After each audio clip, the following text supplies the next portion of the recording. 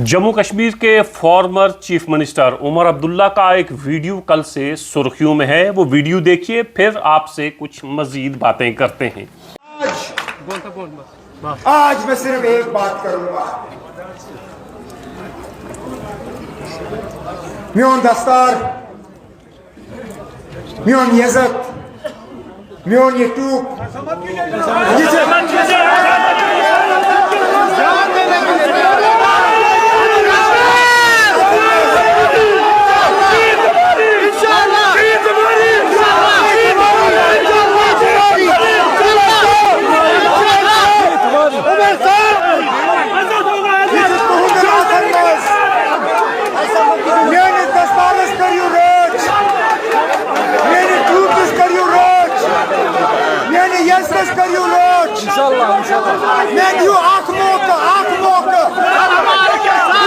Video आपने देखा। Video में उमर अब्दुल्ला एक जलसे से खिताब कर रहे हैं। नॉमिनेशन फाइल करने के लिए गए थे।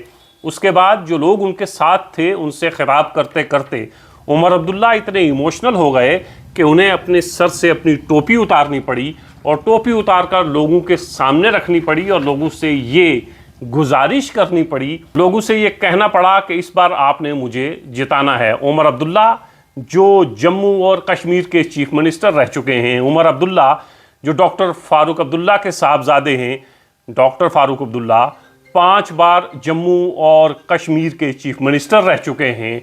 उमर अब्दुल्ला शेख अब्दुल्ला के पोते हैं। शेख अब्दुल्ला जो 3 बार जम्मू और कश्मीर के चीफ मिनिस्टर रहे और जम्मू और कश्मीर के पहले प्राइम मिनिस्टर भी रह चुके हैं। ये वो ख़ानदान जिस ख़ानदान से शेख अब्दुल्ला यहाँ के प्राइम मिनिस्टर भी रहे, 3 बार चीफ मिनिस्टर रहे। फारूक अब्दुल्ला 5 बार यहाँ के चीफ मिनिस्टर रहे। उमर अब्दुल्ला ख़ुद यहाँ से चीफ मिनिस्टर रहे हैं। तो फिर आज ये वक्त कि उमर अब्दुल्ला अपने वर्कर्स से खिताब करते हुए इमोशनल हो जाते हैं, आँखों में आंसू आ जाते हैं और टोपी उतार कर लोगों से कहते हैं कि मुझे जिताना है, खुदा के लिए मुझे वोट करो, मुझे जिताओ। और ये मंज़र देखकर वहाँ जो वर्कर्स थे उनकी आंखों में भी आंसू आ गए। वो रो रहे थे और उमर अब्दुल्ला से कह रहे थे कि ऐसा मत करिए, हम आपको वोट करेंगे, आप टोपी पहन लीजिए। मंज़र देखकर कुछ देर के लिए थोड़ा सा अफसोस भी हुआ कि जिस ख़ानदान ने जम्मू कश्मीर में इतनी बहारें देखी हूँ, उस ख़ानदान का एक शख्स जो चीफ मिनिस्टर भी रह चुका हो, उसे भीख मांगनी पड़ रही है। लेकिन अगले ही लम्हे ये ख्याल आया कि ये हिंदुस्तान है और हिंदुस्तान की जमहूरियत को इसीलिए दुनिया की सबसे बड़ी जमहूरियत कहा जाता है कि इसमें कौन बादशाह है, कौन फ़कीर, ये फ़ैसला यहाँ की आवाम करती है। आवाम किसके सर पर ताज रखे, ये आवाम ने फ़ैसला करना है। यहाँ की आवाम कब किसी को अपने सरों पे बिठाती है और कब अपने कदमों तले रौंद देती है, ये आवाम फ़ैसला करती है। इसीलिए जब जब इस तरह के मनाजिर देखने को मिलते हैं, इसीलिए जब जब इस तरह के वीडियोज़, फ़ोटोज़ या इस तरह के मंज़र सामने आते हैं, तब तब हिंदुस्तान की इस जमहूरियत पर और भरोसा बढ़ता है कि अपने वक्त के बादशाह रहे लोग लोगों से इस तरह अपील कर रहे हैं, इस तरह गुजारिश कर रहे हैं, मानो भीख मांग रहे हूँ कि मुझे जिताइए। क्योंकि ताकत असल में लोगों के पास है। ताकत डेमोक्रेसी में, ताकत जमहूरियत में लोगों के पास होती है और लोग ताकतवर होते हैं। ये मंज़र हमें बार बार ये दिखाते हैं कि लोग कितने ताकतवर हैं।